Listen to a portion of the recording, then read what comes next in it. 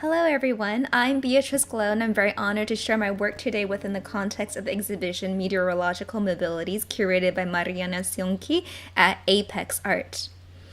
Now I want to use this opportunity today to dive into the process behind several threads in my practice that leverage art as a multisensory storytelling tool to shift dominant narratives.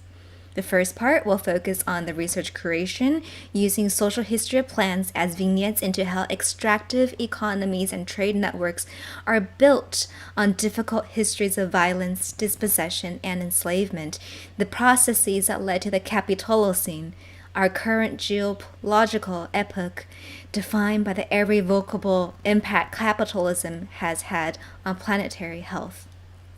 Then I will share how, after researching botanical colonialism, how I started to ask myself what an inclusive future looks like, a process that pushed me to work in allyship with original peoples caring for the land and waters. And then finally, I will share how I'm now reckoning with our arrival in the Capitalocene through my current project, Smoke Trails. The very questions of sovereignty, erasure, and belonging motivate my practice due to the multiple colonialisms in my parents' homeland, Taiwan. My mother's village is an Ami stronghold. This is an image from the region where she grew up in southeast Taiwan, where for millennia Austronesian outrigger canoes have set sail and through long-distance voyaging settled throughout the Great Ocean. The mantra, "all islands are connected underwater," guides my relational worldview. My trajectory began retracing 19th century Asian coolie labor in Peru. This is a map of a 2-year journey through plantations, guano mines, following railroads, researching cemeteries, and finally arriving in the Amazon River Basin in a village called Chino, where no Chinese live. During this time, I became aware of the intersecting realities of and tensions between indigenous and formerly enslaved peoples, settlers, and migrants. Understanding myself as a visible, racialized settler in the Americas, I often work in allyship with indigenous communities to resist complicity in settler colonialism. During this time in Peru, I also started to look at art history to understand the origins of racial hierarchy from a Eurocentric perspective. I really think this painting by Miguel Cabrera really kind of sums up the ways in which the European idea of categorizing human beings by racial hierarchy is a very dehumanizing process, similar to the ways in which plants were depicted in this time period. I look at botanical illustrations and I see not just a scientific illustration, but actually a whole layers of worldviews. This is an image of a nutmeg, and it's splayed open, dissected, and cut apart for easy classification. And I don't see any difference between the ways animals and plants and humans are drawn to be easily classifiable under a Eurocentric dominant worldview. This kind of thinking led to a project in 2016 called Aromérica Parfumeur. As I have mentioned, there's an ongoing thread in my work, and it's the social history of plants to bring forth the intertwined histories of othering and extraction. In 2016, I created an exhibition, Aromérica Parfumeur, at the National Museum of Fine Arts of Chile with the Museo Sin Muros Museum Without Walls program. I intervened in a shopping mall with the facade of a perfume boutique and delved into the extractive histories of botanical expeditions and colonial commerce during the early modern period. The title, Aromérica, was a play on aroma and America, referencing the founding narratives of the Americas being based on a search for aromatic spices. And parfumeur, meaning perfumer in French, comes from the word parfum, which means through smoke, through the fumes. Of parfum lies a botanical narrative that connects the Americas to the search for spices of Asia and a moment of global shift when Columbus arrived in the Americas and was offered tobacco by the natives. Through the fumes frames American origins through the lens of a settler colonial extractive economy, a depletive business model of exploiting and polluting the land and waters. This is an image of the interior of my boutique that became more of a museographic display looking at archives referencing botanical colonialisms. The gallery was actually named after Amerigo Vespucci, the namesake of America, so I thought it was definitely an interesting place to intervene. And so I created this scent called Spice Hunters. wherein conquistadores, who are often praised as the great explorers of the early modern period, are just spice hunters. The question of the exhibition was, what does colonialism smell like? I tried to answer that by looking at spices that were lucrative commodities. For example, oro negro, black pepper, was one of the scents here. Another one's blanc le colonial, white, meaning white sugar, and also guano. To the left here we have tabou for tobacco. To the center, eau de cologne, that had chocolate and cinnamon scents. And the word cologne here, eau de cologne, is not spelled like the typical one we see where C-O-L-O-G-N-E, but C-O-L-O-N in reference to Columbus. And to the right, el picante, a reference to El Dorado, the search for gold. El picante here references nutmegs and cloves, and it's a story that I kind of want to delve a little bit more into here. The story El Picante, Nutmegs and Cloves, led me to research about this island we see here, Run. In 1667, the road map was redrawn when the Dutch traded the island of Manhattan for the English colony of Run and Indonesia's Banda Island archipelago, in an attempt to monopolize the nutmeg trade. This momentous land exchange of New York for Run over spices precipitated change that set in motion unstoppable waves of displacements, migrations, and laid the grounds for economic systems that shape our lives till today. I also learned in this process of researching that the Austronesians also settled in the Banda Islands. I became really obsessed as the shared histories of these two islands, Manhattan and Banda, also tie New York to Austronesian cultures, forming another connection across our global archipelago. I decided to make a sculptural and olfactory installation called Runhattan Tea Room that referenced colonial commerce during this time period through the usage of bloody delftware. Delftware is what a lot of Dutch folk arts is kind of known for today, where they produce blue and white porcelain or tableware. And I wanted to kind of reference how that tableware has a history that traces back to trying to imitate the fine porcelain coming out of Asia. So it kind of links together Asia and Europe and the shared aesthetics and that time period of early modern trade history. And this installation space was imbued with scents from the spice trade, including scents such as pepper, nutmegs, cloves, and cinnamon that kind of took over the space before visitors even reached the exhibition space. I believe that materials and objects carry history, and I asked if objects of colonial commerce could speak, what would they say? In response, I layered archival images depicting colonial atrocities onto porcelain.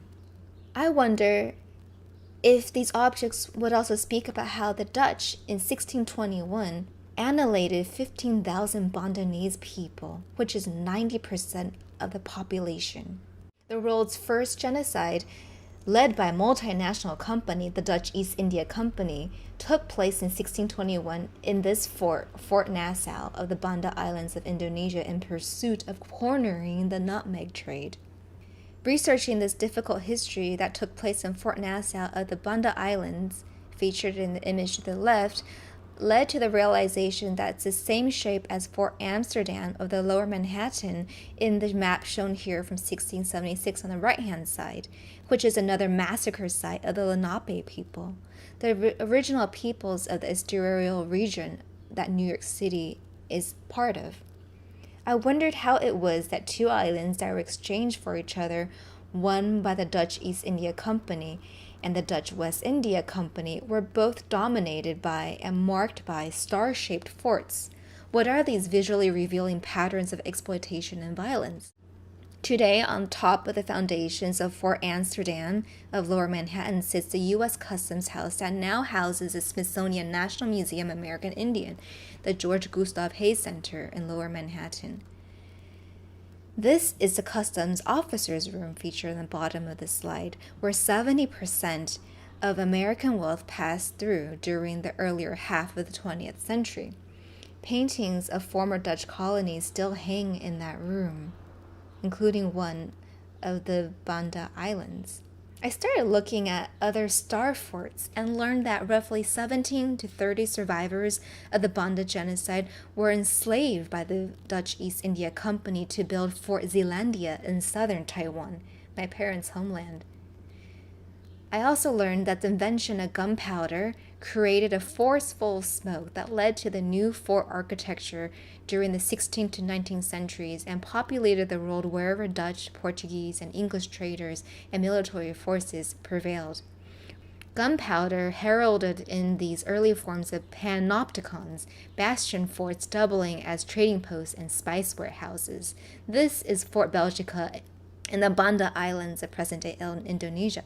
This is Fort J, another star-shaped fort on Governor's Islands of New York City, which was formerly called Nut Island by the Dutch due to the chestnuts that grew on the island. This is Fort McHenry in Baltimore, the star fort referenced in the Star-Spangled Banner, our national anthem. I suspect the Pentagon took architectural cues from the star forts. Also, this shopping mall in Shanghai. Capitalism, militarism, and extractive economies are all embodied in this one form. While using a drone to film star forts in Banda, I started to see that their forms echoed each other. The drone can be weaponized and its camera transforms it into a roaming panopticon. The 21st century aerial military technology dominates land in the same spirit as the early modern period military technology of star forts. The star, a celestial divine symbol, has become a death bomb from the sky. Coming back to the layered histories of Banda and Manhattan, but I really see the relationship between these two islands embodying that entire history of globalism. Highlighted here in pink is Rune, overlaid over Manhattan. I really reflected on how during the 17th century, let's call it by its original name, Mannahatta, was seen from the colonial perspective a backwater trading post, while Rune, or the Banda Islands, was a coveted spice island 7 times smaller. Yet today one is a financial capital, while another has become obscure. I wondered if there was a way in which, as an artist, I could collapse the time and space between the two islands and create a project that folds within all of these histories of dispossession, colonial violence, enslavement, forced migrations, extractive histories, and distorted relationships to resource and land. So with that, in 2017, I visited the Banda Islands to meet culture and knowledge bearers to see if they care to connect with New York and the Lenape people in order to connect on shared histories and environmental futures. Hello, welcome to Manhattan Island. Rune, it's nice place, beautiful island, smile of the people, yeah, beautiful coral in the sea, and many fish. Okay? Makasih. Yeah.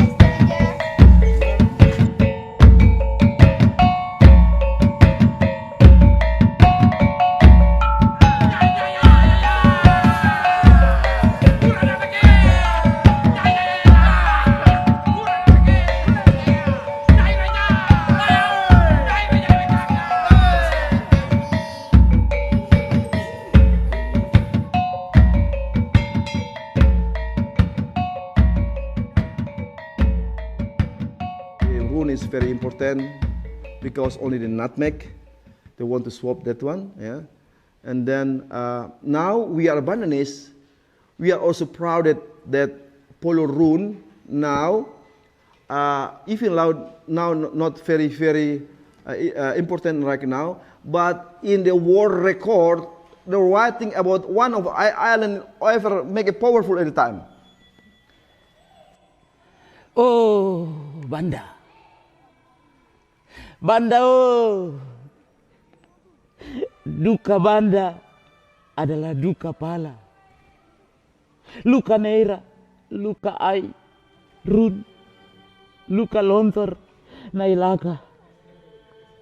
Letusan gunung Alifuru, letusan fuli merah, lahar biru. Duka banda adalah duka rakyat jelata, duka sempe-sempe. Ketika berkah rampa-rampa jadi kutuk, orang-orang kaya dimiskinkan demi kemuliaan Nassau dan Belgika. Duka banda adalah retak tempurung, pala mandul, cengke mati, gadis, dan hongi dengan 1000 kora-kora adalah suangki satu benua. Tidak punya haru, hanya santet. Tidak punya malu, hanya sihir. Oh, banda, cukup sudah. Mari petik lagi buah-buah pala. Elus fuli sampai merah. Jemur lagi biji-biji sampai hitam mengkilap. Lalu susun sampai tinggi melebihi gunung api. Biar saja pada saatnya gunung pala meletus, mengalirkan kenangan dan imajinasi tentang satu angkatan baru datang dari seluruh penjuru pulau. Anak-anak Wandan, cucu-cucu Boy Ratan, mengibarkan bendera di atas Nassau dan Belgika, supaya takkan ada lagi banjir darah dan lahar air mata di bumi Banda. Ambon, 3 Maret 2017.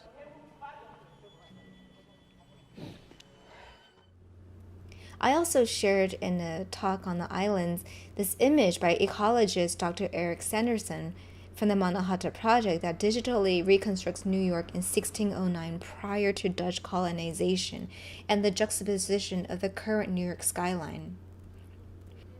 Mannahatta was once a biologically diverse place with over 55 ecosystems due to the careful stewardship of the original peoples. When I shared that with the Bandanese, they were so surprised about the lesser-known histories of New York that they never see in mainstream media and said, let's swap our islands again. During that time period of Manhattan, when I was researching the patterns of exploitative trade networks and the lesser-known foundational global histories that tie New York to the Asia and the Pacific region, in 2016, something really historic was going on as well. Hokulea, a Polynesian double-hull canoe, was circumnavigating the world with the message Malama Honua, meaning to care for Mother Earth. And they were on their way to New York City. And they said that in order to arrive, they need to make first contact with the native peoples of New York. This awakened a very painful realization that many of us who live in New York knew very little about native New York and the need to care about the territory we live in. In 2016, I was an artist in residence at the Asian Pacific American Institute at NYU. So we started to collaborate with Native American and Pacific culture bearers, ecologists, and technologists to develop the Wayfinding project, a lab and augmented reality exhibition inspired by the stewardship of the Polynesian Voyaging Society that was making this worldwide circumnavigation of Hokulea possible. And we were inspired by their cultural revitalization and the philosophy of wayfinding, the ancient technology and deep knowledge of understanding how to read the sky, the water, the relations between non-human relations in order to cross long distances across the great ocean. Heeding this deep knowledge, we were inspired to expand and document our knowledge of native New York, heeding the knowledge of the Polynesian Voyaging Society. Our intention was to uncover the nuanced process and overlaps of dispossession, enslavement, forced migrations, and diasporas of the original peoples of the land, and also to prepare for the necessary cultural protocols to welcome Hokulea's arrival in Mannahatta. I want to share this video of the Shinnecock people traveling down Mohikanetuk, the Hudson River, to greet Hokulea.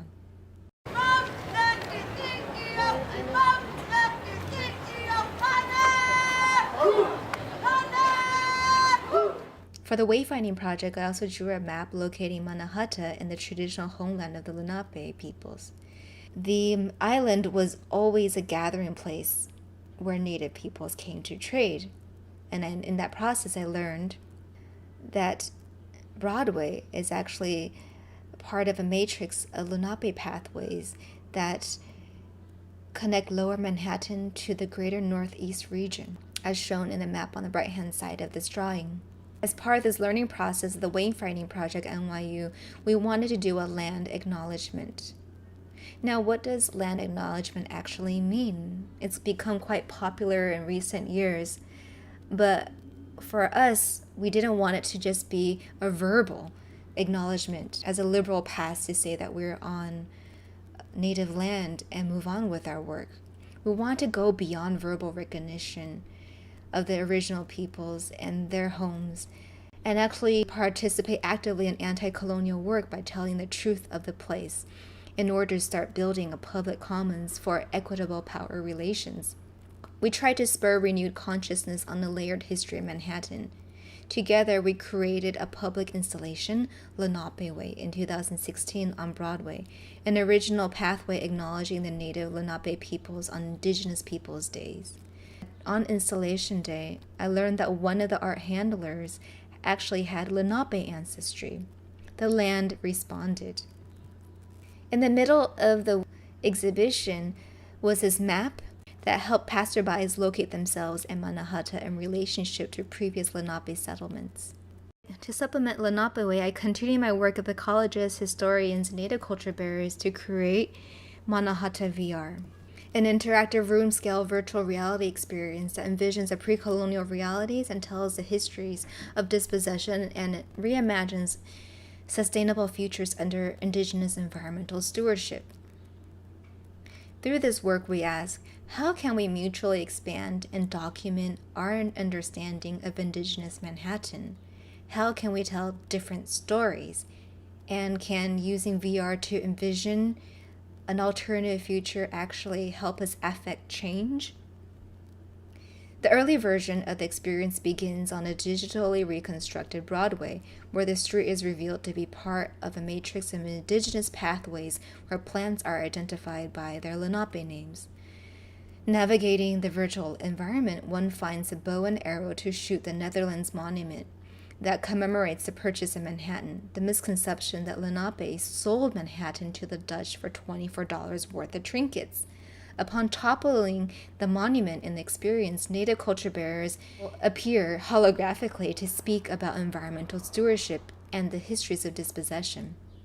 In the experience, one can see constellations representing the Turtle Clan, the Turkey Clan, and the Wolf Clan. During a work session where we first shared our work in progress with a delegation of Lunapao culture bearers, Curtis Zuniga of the Delaware Tribe of Indians in Oklahoma said that he thought he could shoot an arrow into the sky and that he would be transported to be with his ancestors. Within Mannahatta VR, one encounters volumetric scans, 180-degree recordings of elders speaking about their experiences as contemporary native peoples. I'd like for you to meet Lenape culture bearers father and son Brent and Xander Stonefish, who appear in this excerpted video documentation in Mannahatta VR.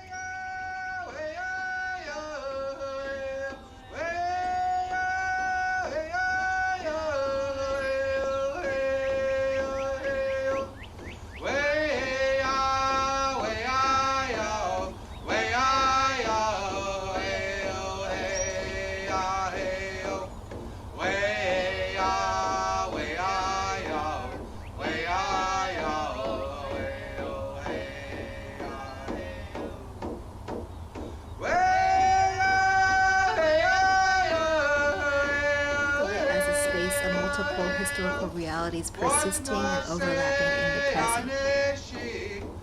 Through this ongoing work, my Lenape community partners have embraced working with new media as a long-term strategy for culture and language preservation. This medium may convey the power of oral traditions where the written word, especially English, a colonial language, fails to communicate affect and care. As non-natives, myself, and the creative technologists involved in this work, we see our roles as preparing a foundation so that one day Lenape youth can take this new media project into their own hands. We as allies are placeholders, while the communities have to deal with more urgent internal matters. I started to understand from a much deeper place what it means to work from a land-based perspective, to see myself as being part of a larger ecosystem. This brings me back to an important native plant, tobacco, that I included as part of the Aromérica Parfumeur exhibition. Tobacco is one of the first global luxury products and universal currencies. Tobacco is intertwined with the ruptures and waves of world history. From a sacred Native American plant to a cash crop that motivated the transatlantic slave trade, the affluence of a few planters and merchants was tied to the labor of countless enslaved peoples. In 2017, the global tobacco industry earned over $850 billion. I ponder the phenomenon of cultivating a plant only to be combusted for ephemeral pleasures. How did this all start? Tobacco comes from a Taino word. When the Europeans first arrived in the Americas, they were astonished by the smoking habit. While some took on the habits, others found it demonic to have smoke spewing from the nostrils. Jamestown, the first English colony, survived because of the English motivation to turn a profit with tobacco.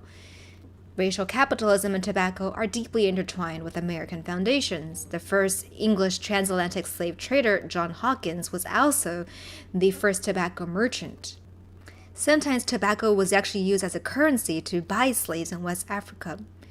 During my research last summer at the National Numismatic Collections at the Smithsonian Institution, I saw this tobacco tax stamp to the left of the slide that depicts an enslaved person.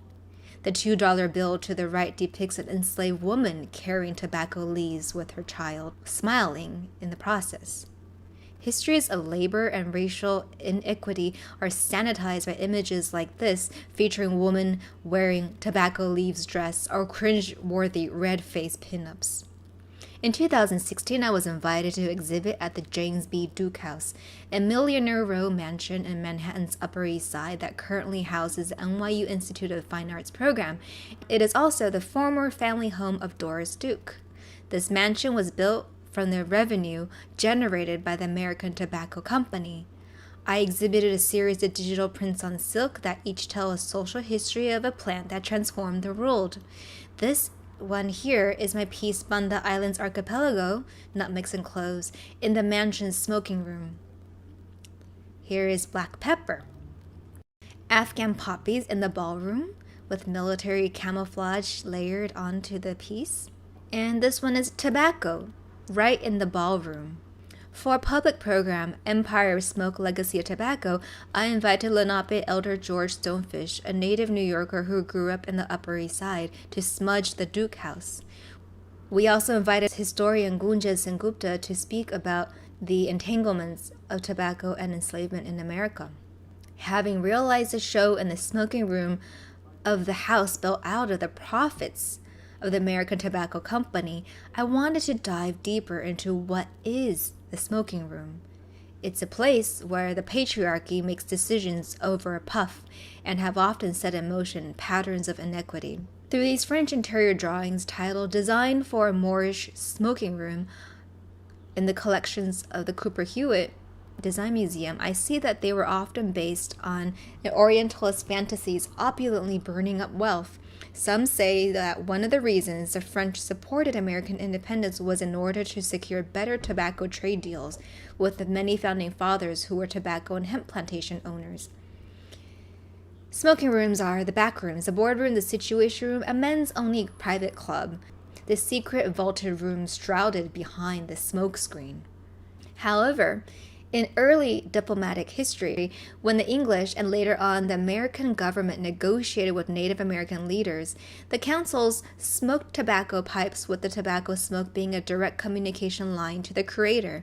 Tobacco smoking was a diplomatic protocol.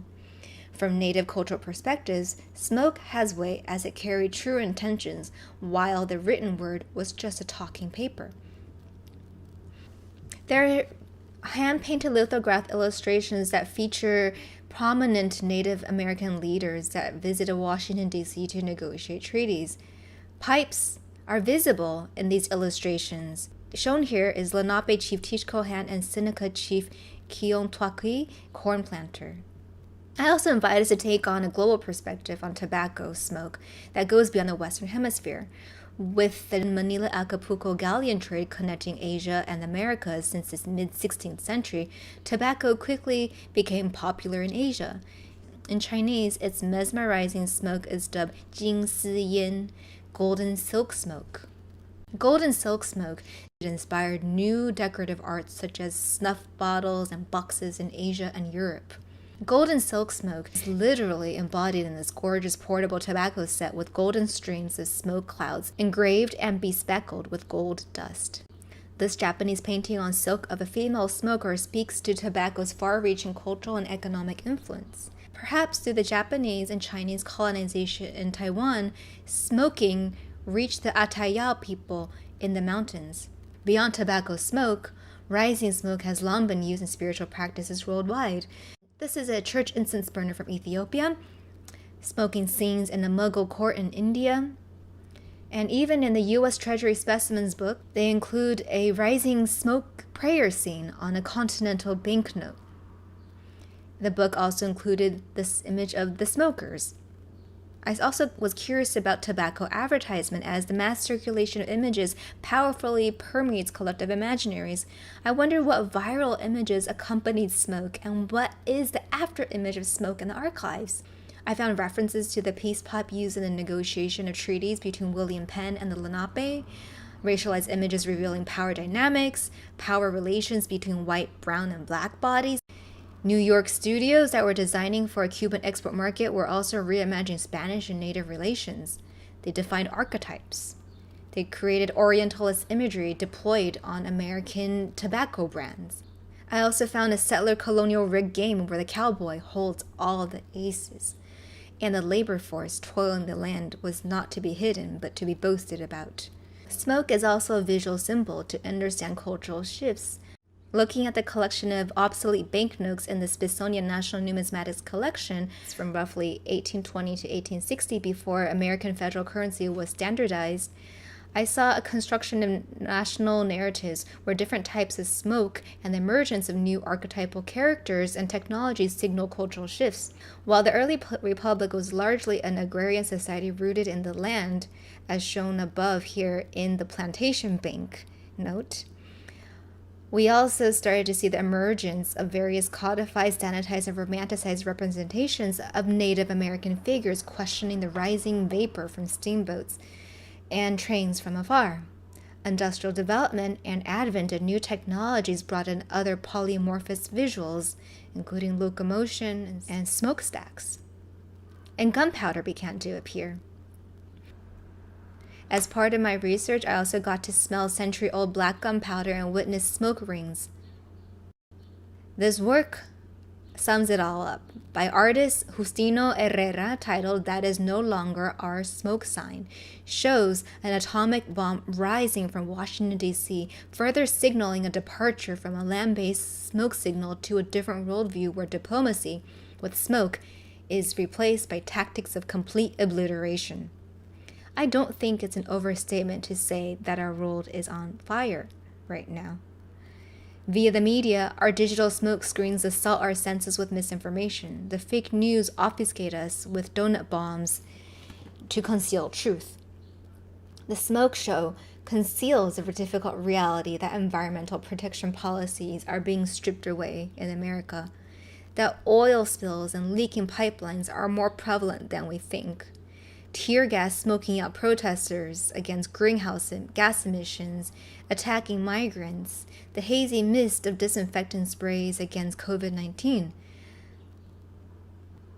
Last year, as smoke engulfed Notre Dame, it marked another moment, a cultural shift, as together we watched in horror as a global patrimony combusted, perhaps symbolizing a loss of faith. I'm also thinking about my home state, California, as well as Amazonia and Australia. The smoke from the Kilauea volcanic eruption in Hawaii reminds us that as we humans try to dominate the land, Earth is alive and is beyond our control. Perhaps that is the eighth fire. What Indigenous activist Winona LaDuke says is the shifting relations between First Nations and the settler colonial society to move towards one of harmony and justice. Climate catastrophe is an intersectional issue, an accumulation of depletive economics, and smoke announces the arrival of the Capitalocene. I spent the past couple years painting smoke, a process that expanded my thinking about smoke, a polymorphous substance that serves as a metaphor for the arc of human history. Representing an ungraspable state of transformation, smoke has always been present in worship, cremation, engines, and warfare. Its smoke stands for moments of transformation, acts of worship, and communing with the divine. Technological advancements, military might, steam and vapor, to the smokestacks of industrialization, and bombings and cremation. What are the smoke signals of today?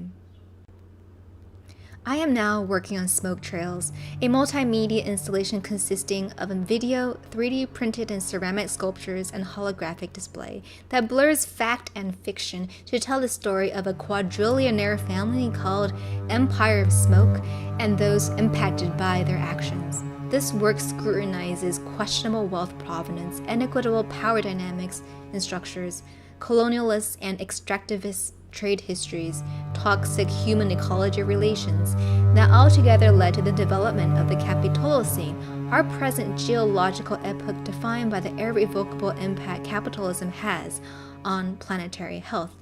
Set in 2040, the Empire of Smoke relocated into a bunker amidst climate catastrophes and ceaseless pandemics. They left behind a collection that offers a glimpse into their murky dealings, ranging from tobacco plantations to investments in explosives engineering, smokestacks, cloud computing data centers, and body odor biometric sensors.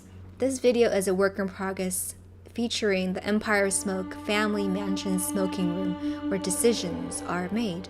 This project is currently in early production phase as I just finished researching the weight of smoke. My collaborator and I are generating 3D models of real and pseudo artifacts that reference smoke's social history, that reference affluent merchants and planters and the exploited native and formerly enslaved peoples. Some of these include pipes used in the early American diplomacy protocols, tobacco jars decorated with racially charged and archival imagery, gunpowder artillery, grenades, tear gas canisters, e-cigarettes wrapped in early U.S. currency featuring enslaved peoples, and a candelabra made of a founding father plantation owner figure holding hemp and tobacco leaves.